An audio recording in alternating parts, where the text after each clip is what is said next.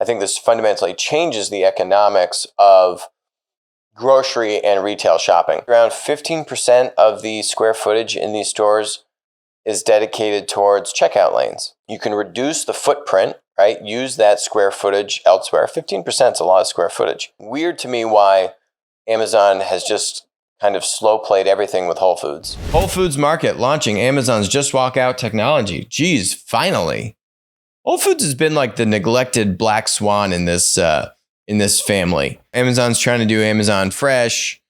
You know, they're trying to do their own grocery stores. They like leave Whole Foods out to dry. Now they're finally rolling out the Just Walk Out tech at 2 Whole Foods Market stores, one in DC and one in California.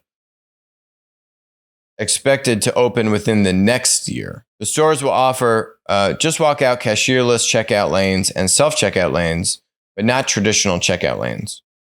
Shoppers who want to check out with a Whole Foods Market team member will need to check out with the customer service. I really do love this model. There are a number of tech startups that have raised now high 8 figures money and some low 9 figures money doing similar things.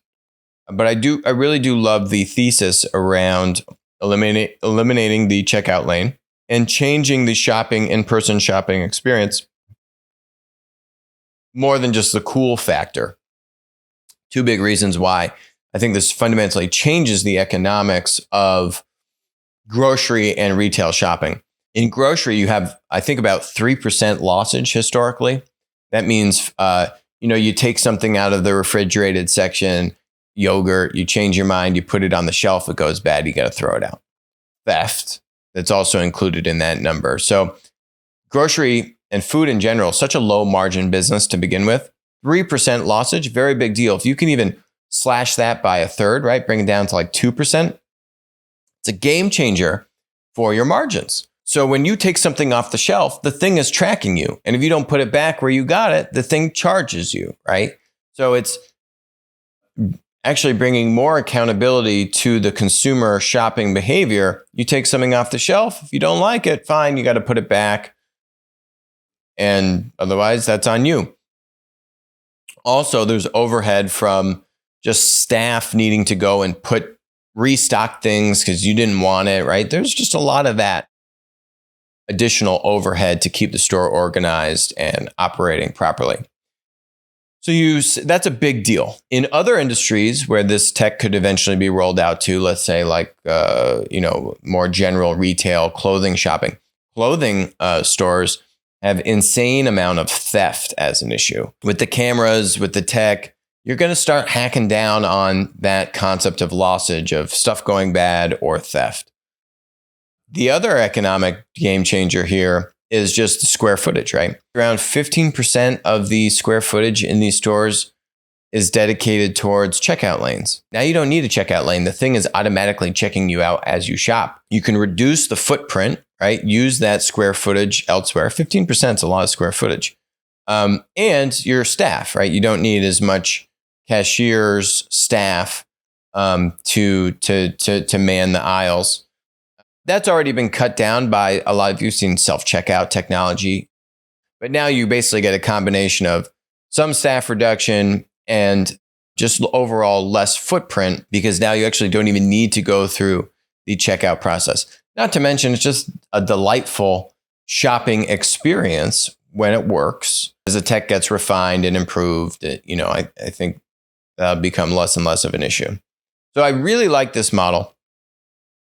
Weird to me why Amazon has just kind of slow played everything with Whole Foods. I think you're going to see this stuff happen more and more.